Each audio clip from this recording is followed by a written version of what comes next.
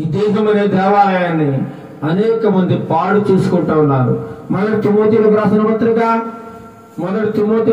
పత్రిక అపొస్తలుడైన పౌలు గారు మొదటి తిమోతీయులకు రాసిన పత్రిక 6వ అధ్యాయము 16వ వచనం చదవండి. 6వ అధ్యాయం 16వ వచనం. సమీపింపరాని తేజస్సులో ఆయన మాత్రమే వసించుచు అమరత్వము గలవాడై ఉన్నాడు. దేవుడు ఎలా అంటున్నాడ? సమీపించరాని తేజస్సులో ఆయన ఎంతో తేజస్సు కలిగి ఉన్నాడు. ఏమండి? ఆయన మాత్రమే వసించుచు అమరత్వము గలవాడై ఉన్నాడు. మనుషులలో ఎవడను ఆయన ఏం చేయలేదు, చూడలేదు, ఎవడను చూడనేరడు.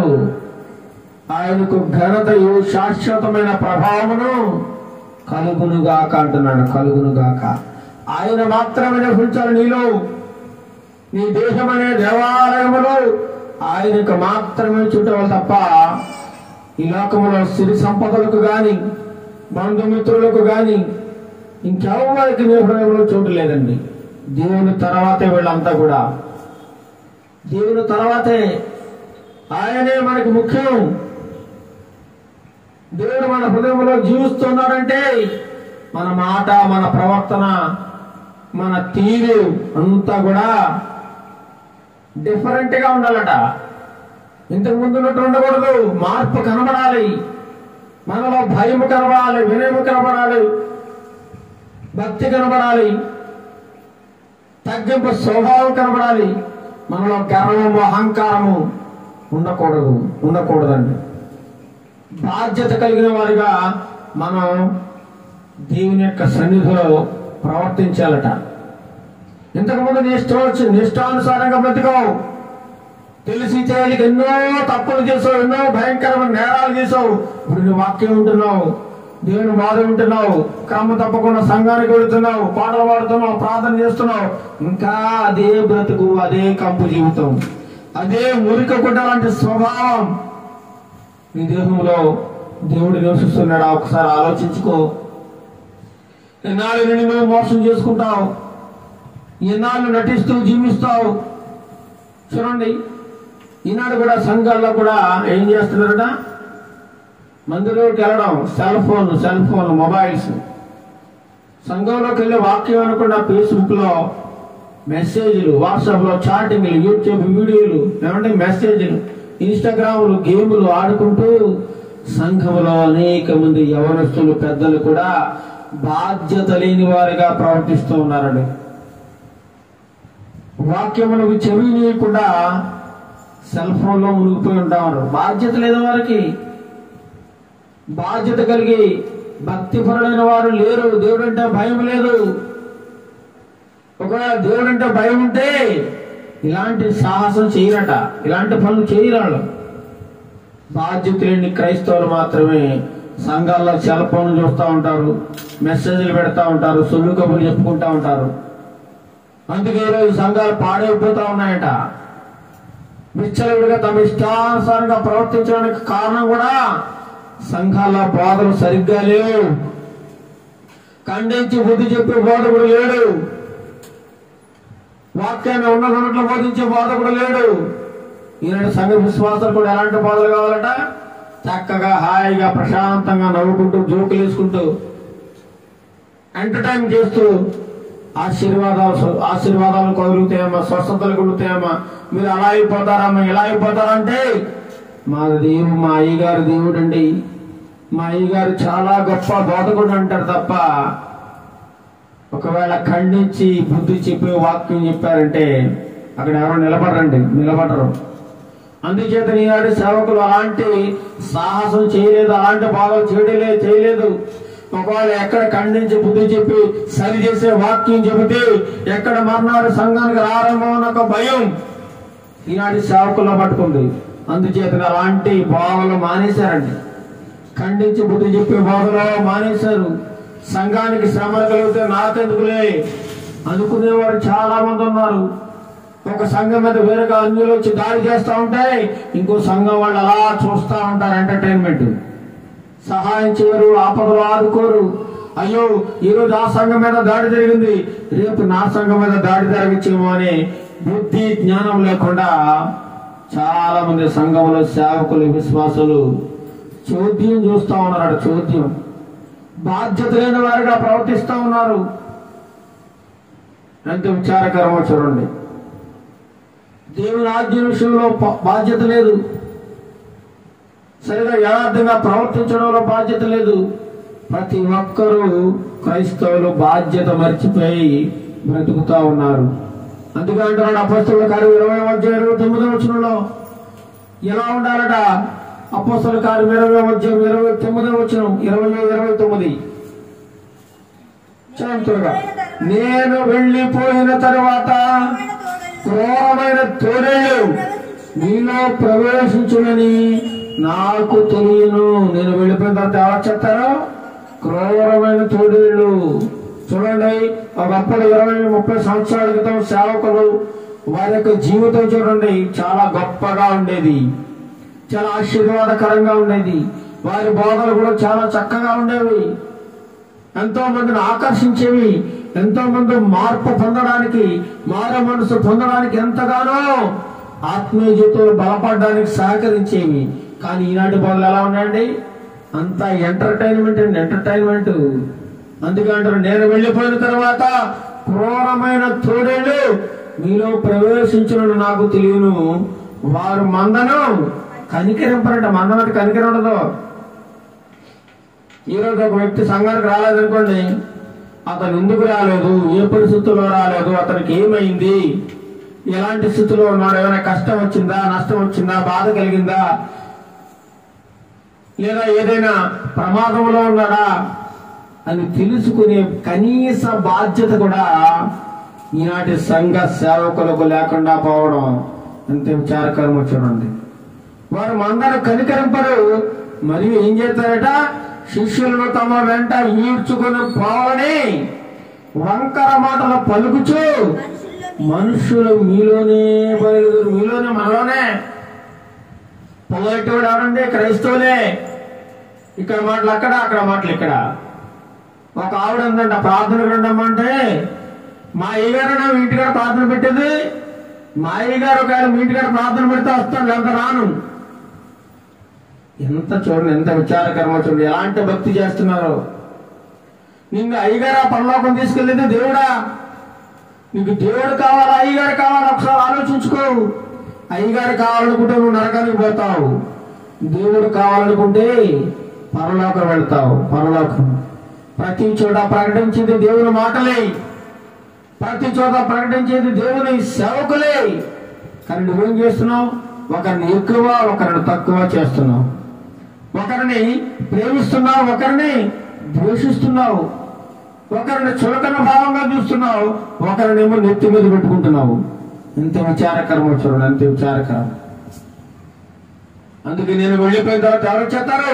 క్రూరమైన తోడేళ్ళు వచ్చేస్తారు సేవకులు. క్రూరమైన తోడేళ్ళు లాంటి సేవకులు మనలోనే బయలుదేరిపోతా ఉంటారు. మనలోనే ఎక్కడలోనో ఉండరు, క్రైస్తవుల్లోనే. క్రైస్తవుడికి పడదు. ఈ సంఘం వాడికి, ఆ సంఘం వాడికి అసలే పడదు. వాళ్ళు వీళ్ళు మాట్లాడుకోరండి. లేదండి వాళ్ళు అంటే ఆ సంఘానికి ఎందులో అండి, మనకు సంబంధం లేదండి. వాళ్ళు అంటే వారు ఆరాధించి వాళ్ళు కూడా యేసుప్రభుని కదా ఆరాధిస్తున్నారు, నువ్వు కూడా యేసుప్రభుని ఆరాధిస్తున్నావు. కానీ ఆ సంఘం వారు కనబడితే కనీసం ప్రైజ్ లాంటి కూడా చెప్పరు. ఒకవేళ ఆ సేవకుడు కనబడితే పక్క నుంచి ముఖం తిప్పుకుని వెళ్ళిపోతారు. ఇదేనా దేవుని భక్తి?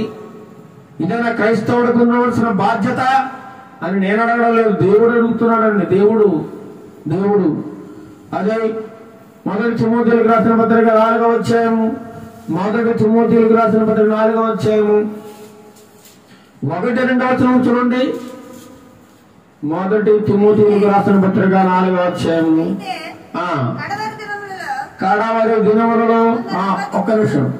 1 తిమోతి 4వ అధ్యాయము 1వ వచనం. అయితే కడవరి దినములలో కొందరు అబద్ధికుల వేషధారణ వలన మోసపడుచు ఆత్మలందును దయ్యముల బోధయందును లక్ష్యముంచి విశ్వాస భ్రష్టులు అగుదురని ఆత్మ తేటగా చెప్పుచున్నాడు. ఈ కడవరి దినంలో ఉన్నాం మనం. ఎవరో సరైన వాక్యం చెప్పడం లేదు, అంతా సుత్తు సోది సొల్లు. సరైన స్వచ్ఛమైన వాక్యము ఖండించి మీకు చెప్పేవాడు లేడు. అంతా పైపైన వ్యక్తి, అంతా ఎంటర్టైన్మెంట్. ఎవరికి బాధ కలగకూడదు, ఎవరికి ఇబ్బంది కలగకూడదు, ఎవరికి నొప్పి కలగకూడదు. అలా చెప్తున్నారండి బాధ. ఈరోజు ఎంత గొప్ప ట్రైనింగ్ తీసుకున్నారు సేవకులు. ఎవరికి బాధ కలగకూడదు, నొప్పి కలగకూడదు, ఎవరికి భయం కూడా కలగకూడదు. అలాంటి చక్కని బాధలు, హాయిగా జోలపాడి నిద్రపుచ్చే బాధలు ఈనాటి సంఘాల్లో బయలుదేరిపోయాయి. అందుకే చెప్తున్నాడు, కడవల దినములలో కొందరు అబద్ధుకుల వేషధార వలన మోసపరచు ఆత్మలందును దెయ్యముల బాధ. ఏం బాధటి? దెయ్యముల బాధ. ఆ బాధ ఎలా చేశాడంటే తనకు అనుకూలంగా మార్చేసుకుంటాడు బాధనే. అక్కడ ఉన్న వాక్యం ఒకటి, అది వివరించేది ఇంకొక అర్థం. సరైన అర్థాన్ని వారికి వివరించడు, ఉన్నట్లుగా బోధించడు. దెయ్యముల బాధ చెప్తాడు.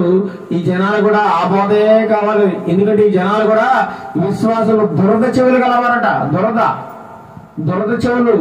ఇది మంచి ఖండించి బుద్ధి చెప్పే వాక్యం చెబితే వాళ్ళకి నచ్చదు. మంచి వాళ్ళకి జ్వాలపడాలి. అబద్ధికులు ఏం చేయరట? అబద్ధికులు వాత వేయబడిన మనక్షాక్షి గలవారై వివాహము నిషేధించు సత్య విషయమై అనుభవ జ్ఞానం గల విశ్వాసులు కృతజ్ఞతాస్తుతులు చెల్లించి పుచ్చుకున్న నిమిత్తము దేవుడు సృష్టించిన ఆహార వస్తువులను కొన్నిటిని తినుట మానవులని చెప్పుతుందరు. దేవుడు కలిగి చేసిన భోజన పదార్థాలు ఇది తినకూడదు, అది తినకూడదు, అదొద్దు ఇదొద్దు అంటుంటారట. దేవుని సేవకులు ఏం చేస్తున్నారు? ముహూర్తాలు చూసుకోమంటున్నారు. ముహూర్తాలు రాటేసేస్తున్నారు, రాటలేస్తున్నారు. వాళ్ళ దగ్గర నుండి పసుపు కొట్టిస్తున్నారు. ఎంత విచారకరము. అన్యుల ఆచారములు ఇంకా పాటిస్తూ విశ్వాసుల్ని భ్రష్టత్వంలో నడిపిస్తా ఉన్నారు, భ్రష్టులుగా తయారు చేస్తా ఉన్నారు. విశ్వాసముల పట్ల ఎటువంటి బాధ్యత లేదు. 2 తిమోతేయులకు రాసిన పత్రిక 2వ అధ్యాయం 16-17 చదవండి. 2 తిమోతేయులకు రాసిన పత్రిక 2వ అధ్యాయం 16-17. అపవిత్రమైన ఒట్టి మాటలకు భూమి కొడవై ఉండము. అపవిత్రమైన ఒట్టి మాటలు, కల్లబలి మాటలండి. టైంపాస్ చెబుతాడు, టైంపాస్ వాక్యాలు, టైంపాస్. ఏదో వస్తాడు, ఏమాత్రం ప్రిపరేషన్ ఉంటుందో, ఏమాత్రం ముందుగా ప్రిపేర్ అవ్వడం, అప్పటికప్పుడే బైబుల్ తెరుస్తాడు. ఏదో అక్కడికి వచ్చి 2 మాటలు, ఇక్కడ 2 మాటలు, అక్కడ 2 చెప్పేస్తాడు. ప్రార్థన చేసేస్తాడు, అయిపోయింది అంతే. ప్రార్థన 5-10 నిమిషాల్లో మొత్తం అంతా క్లోజ్ అంతే. ఏం చెప్పారంటే ఆ భోజనానికి వెళ్ళామండి, తిన్నామండి, వచ్చామండి, ఆయన ఏదో చెప్పాడు, విన్నా, వచ్చేసాడు, అయిపోయింది. ఇక్కడ ఏమంటున్నాడు? అబద్ధమైన అపవిత్రమైన ఒట్టి మాటలకు విముఖుడవై ఉండము. అలాంటివి నువ్వు వినద్దు. నీకు వాక్యం, సరైన వాక్యము నీకు అందకపోతే నీ విశ్వాస జీవితము, నీ ఆత్మీయ జీవితం పతనమైపోతే ప్రమాదం ఉంది. నువ్వు అలాంటి చోటుకు వెళ్లకుండా ఉండడమే నీకు మేలు. ఇంట్లో ఉండి చక్కగా ప్రార్థన చేసుకుని బైబిల్ చదువుకునేంత ఉత్తమం లేదండి. అలాంటి చోట్లకు వెళ్ళడం కంటే ఇంట్లో ఉండడం ఉత్తమట. అలాంటి చోటుకు నువ్వు వెళ్ళొద్దు, వినొద్దు అంటున్నాడు. అట్టి మాట్లాడేవాడు మరి ఎక్కువగా ఏమవుతాడట? భక్తిహీనులగుదురు. తర్వాత కొరుకుడు పుండు పాకినట్లు వారి మాటల పాకును. వాడి మాటలు ఎలా ఉంటాయంట? కొరుకుడు పుండు ఉంటుందట. ఒక రకమైన పుండు, అది కొరుకుడు పుండు. అది ఏం చేస్తాడంటే మొత్తం శరీరం అంతా కొరికేస్తా ఉంటది.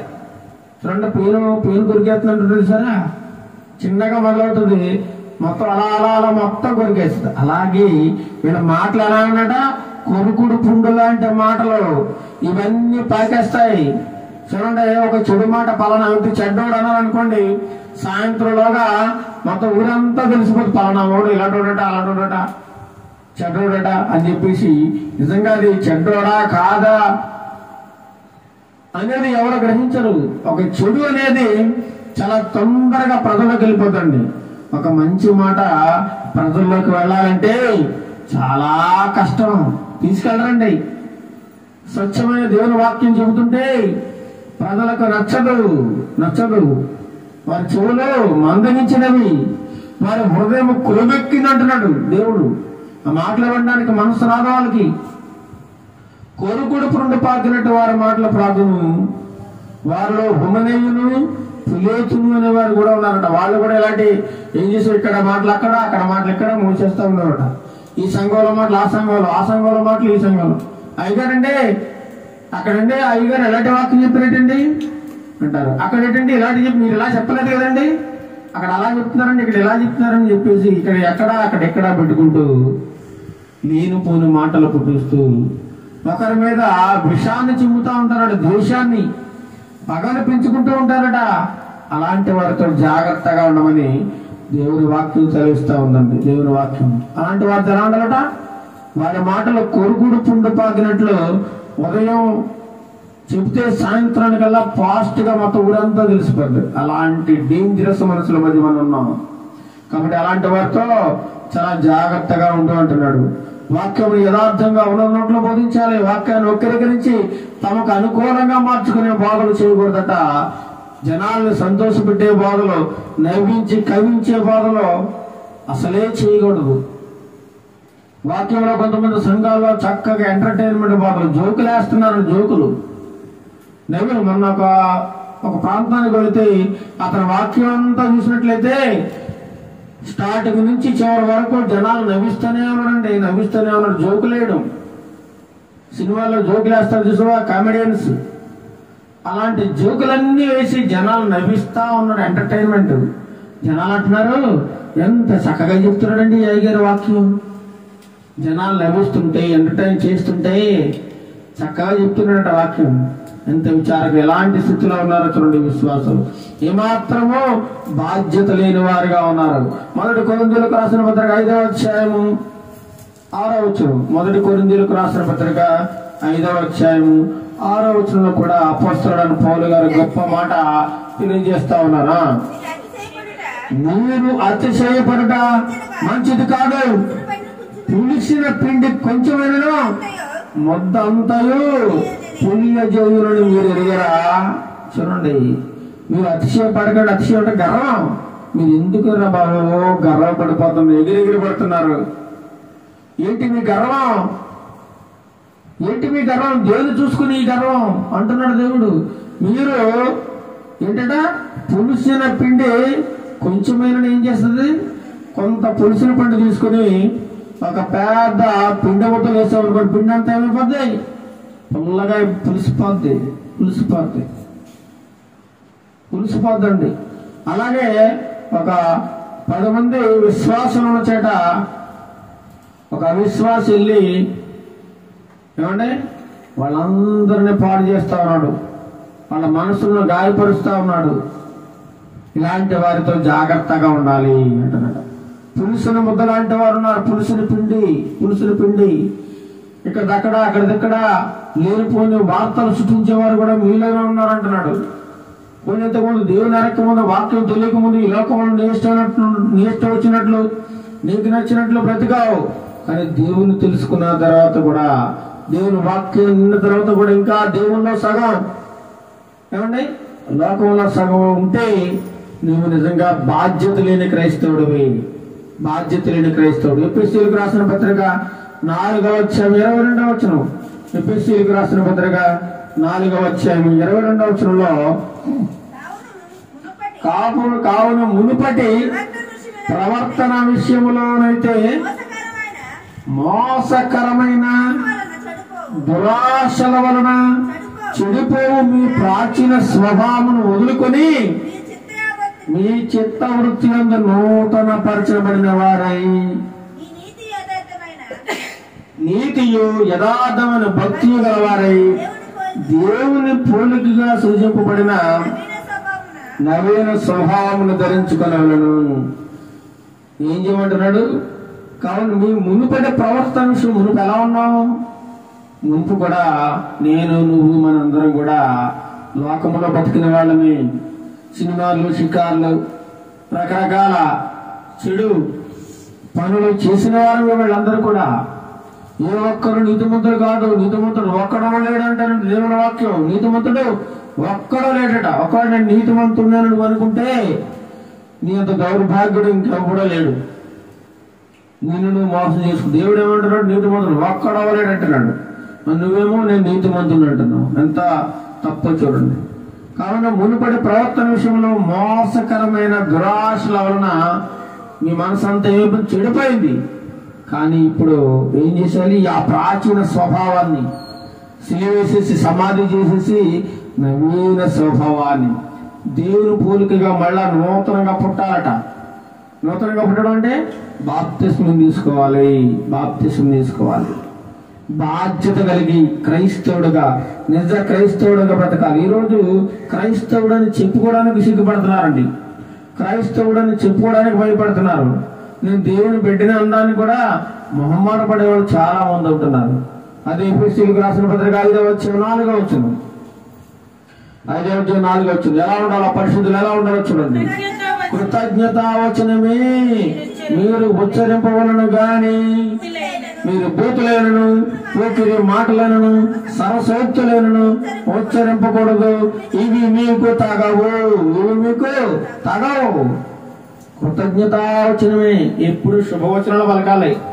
వాడి నాశనం అయిపోవాలి, వీడు పాడైపోవాలి, వాడు అలా అయిపోవాలి, వీడు ఎలా అయిపోవాలి, ఇలా అంటూ కూర్చున్నావు అనుకో, ఏదో ఒకరోజు ఆ మాటలన్నీ నీకే తగిలి రివర్స్ అయిపోయి నువ్వు అలా అయిపోతావు. జాగ్రత్త శ్రమ. అందుచేత ప్రతి ఒక్కరు దీవించడం నేర్చుకో, ఆశీర్వదించడం నేర్చుకో. ప్రతి ఒక్కరు బాగుండాలని కోరుకో, అప్పుడు నువ్వు బాగుంటావు. కృతజ్ఞత వచ్చిన మంచి మాటలు, మంచి మాటలు, ఆశీర్వాదకరమైన మాటలు, ఆదరణ కలిగించే మాటలు, నెమ్మది కలిగించే మాటలు, జ్ఞానం కలిగించే మాటలు, వివేచననిచ్చే మాటలు, తెలివిని దయచేసే మాటలు మన ఇతరులకు చెబుతూ ఉండాలట. అంతేగాని బూతులైనను బూతులు మాట్లాడకూడదు.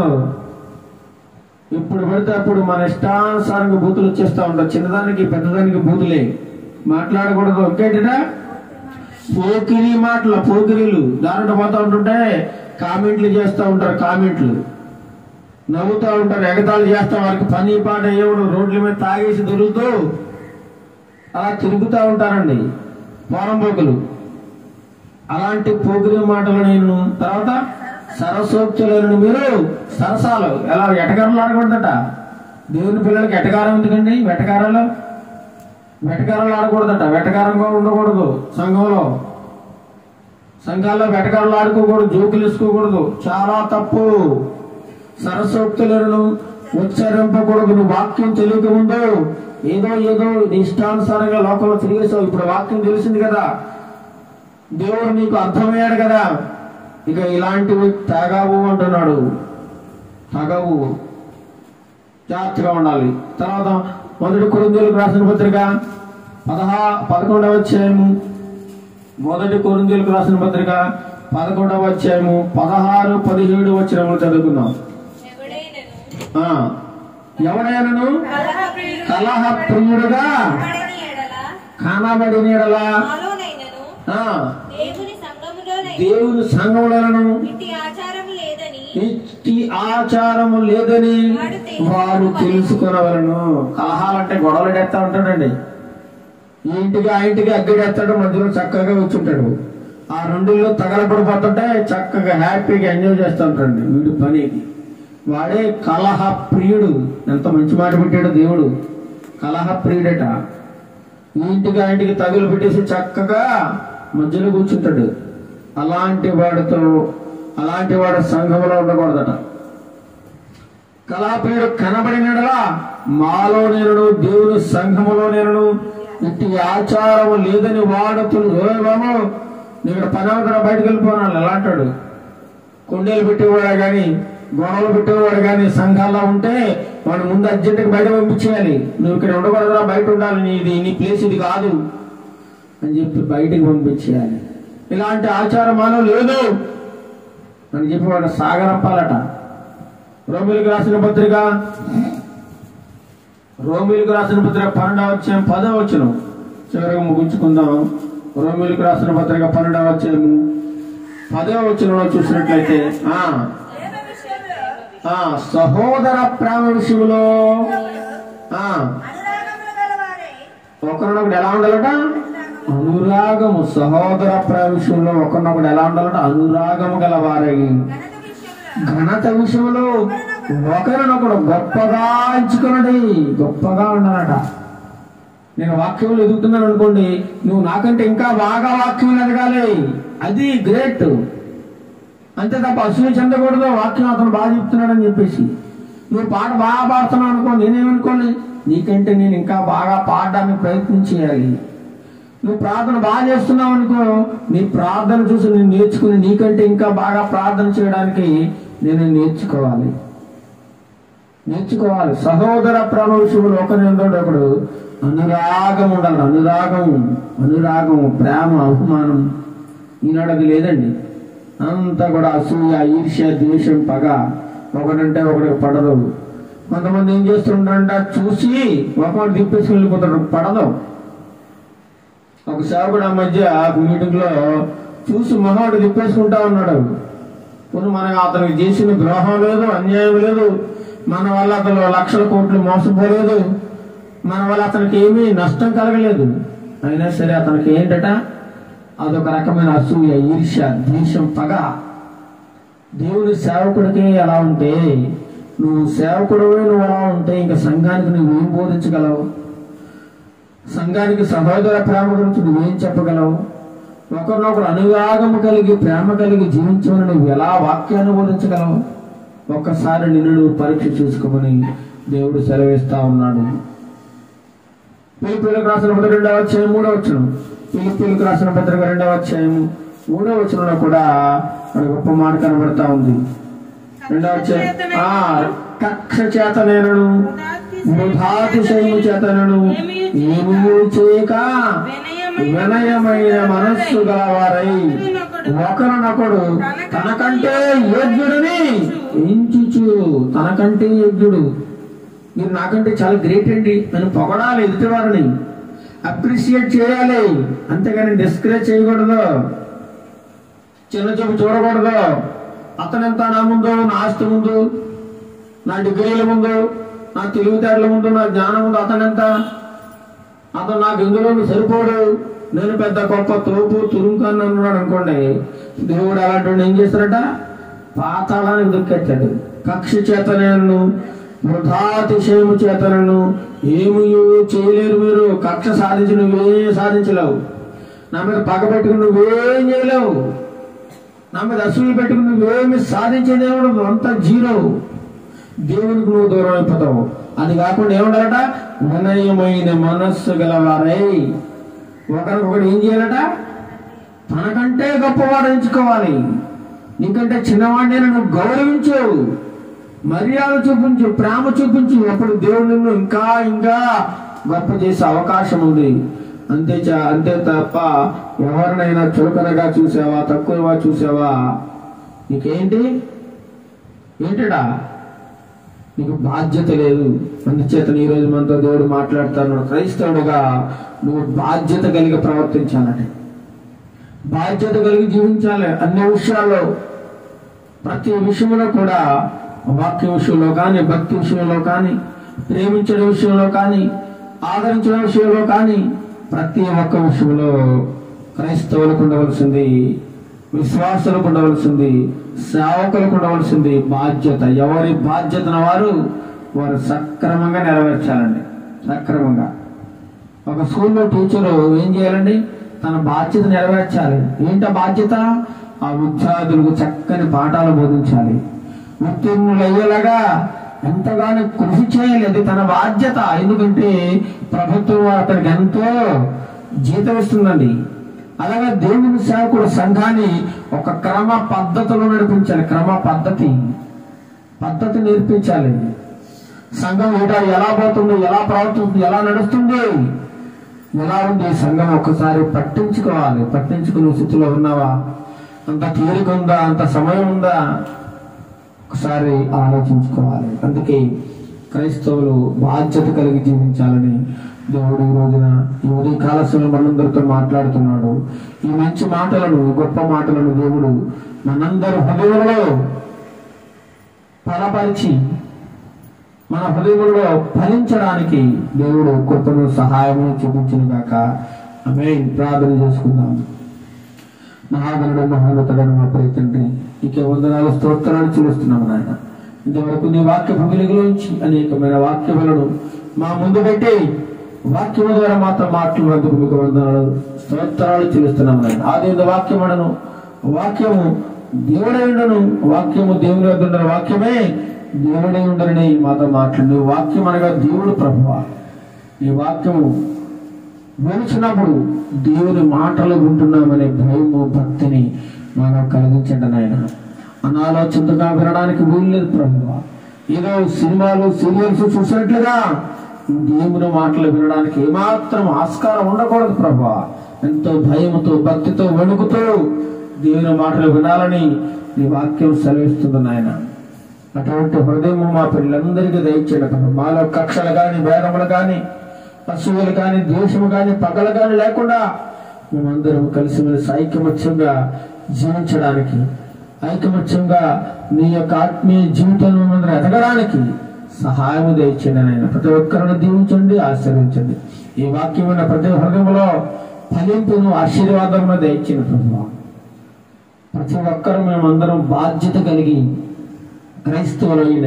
క్రైస్తవుడైతే ఒక బాధ్యత కలిగి ప్రవర్తిస్తాడు అనేటువంటి మంచి సాక్ష్యము సమాజంలో పొందడానికి నీ కృపను చూపించండి ప్రభువా. అనేక మంది స్వార్థను బాధ్యతగా ప్రకటించే కృపను మాకు దయచేయండి ప్రభువా. స్వార్థముగానే అసూయగానే వాళ్ళు ఉండకూడదు ప్రభువా. సహోదర ప్రేమ కలిగి జీవించే కృప దయచేయండి నాయన. అన్యోన్య సహవాసం మాకు దయచేయడం నాయన. ఒకరు ఎక్కువ తక్కువ అనేటువంటి భేదం మాలో ఉండకూడదు నాయన. దేవుని పిల్లలందరూ అందరూ సమానము. నువ్వు లోకమును ఎంతగానో ప్రేమిస్తున్నావు నాయన. ఆ ప్రేమలో ఎటువంటి వ్యత్యాసము లేదు నాయన. ఎంతగానో ప్రేమించే దేవుడు, ప్రతి ఒక్కరిని రక్షించడానికి వచ్చిన దేవుడు, ప్రతి ఒక్కరిని ఆదరించడానికి వచ్చిన దేవుడు. కేవలం ధనవంతుల కోసం నువ్వు రాలేదు బ్రహ్మ. బేదలైన వారికి సువార్త ప్రకటించడానికి నేను వచ్చానని నువ్వు మాట్లాడి ఉన్నావు ప్రభా. అలాంటి గొప్ప ఆదరణ కలిగించే మాటలను మా ముందు ఉంచినందుకు, మాతో మాట్లాడినందుకు నీకు వందనాలు స్తోత్రాలు చెల్లిస్తున్నాను. మన వాక్యములు సాతాను ఎత్తుకొని పోకుండా 100 20 30 మా జీవితాల్లో ఫలింపజేయమని ఘనత మహిమ ప్రభావాలు మీకు చెల్లిస్తున్నాను. అతడు యేసుక్రీస్తు నామమున అడిగి వేడుకొంచున్నాం తండ్రి, ఆమేన్.